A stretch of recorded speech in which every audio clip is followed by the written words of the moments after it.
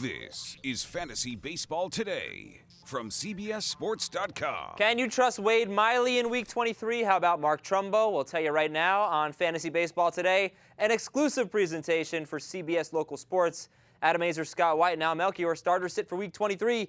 Kenneth Vargas, he's your number one sleeper in Week 23, Scott. Yeah, my favorite hitter to start for this week. Not only do the Twins have good matchups against the Orioles and Angels rotations, but some of these pitchers are especially home run prone.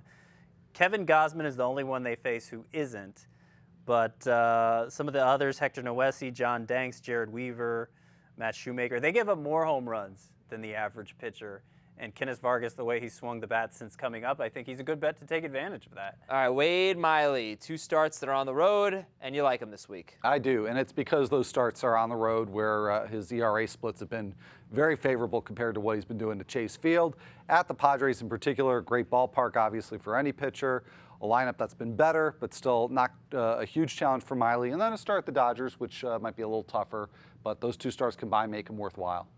How about Dustin Ackley, Scott? How about him? You have him as a start. Yeah, last 9 games, he's at 364. Yeah. But not only that, the Mariners are on the road for all 7 of their games this week, including 4 at Texas, and they face 6 right-handed pitchers. Ackley has an OPS about 150 points higher against righties than lefties and about 150 points higher on the road than at home. And like I said, 4 of those games are at Texas.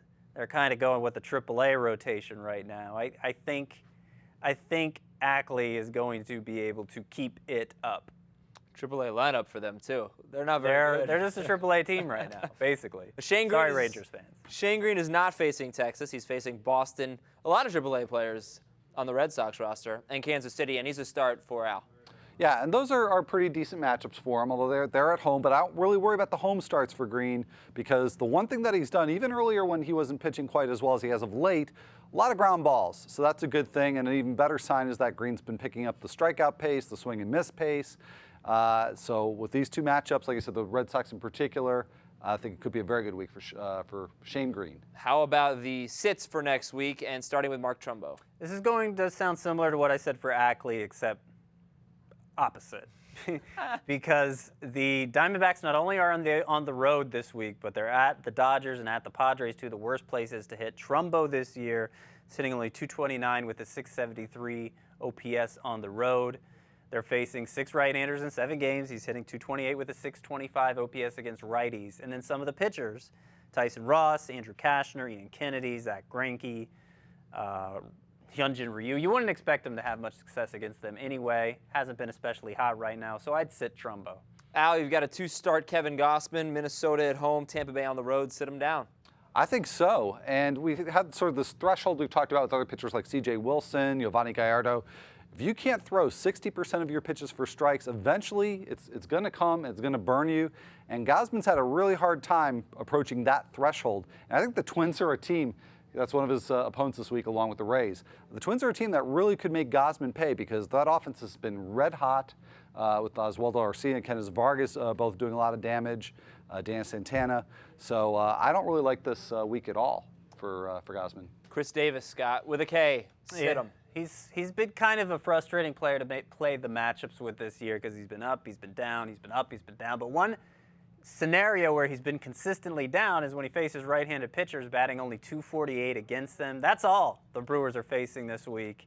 And considering Davis hasn't been hitting so well lately anyway, just 200 in his last 6 games, at least in 3 outfielder leagues, I think he can do better than him. And Jason Hamill, the last guy we're going to talk about, 2 starts for Hamill, and you say sit Jason Hamill in Week 23.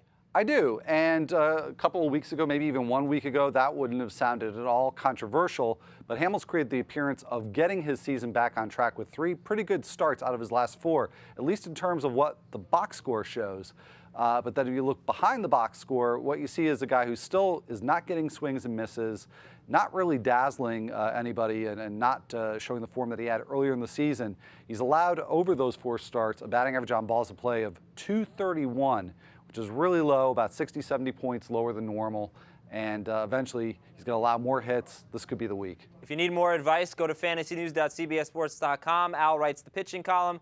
Scott writes the hitting column. This has been an exclusive presentation of Fantasy Baseball Today for CBS Local Sports. For Al Melchior and Scott White, I'm Adam Azer. Good luck in Week 23, people.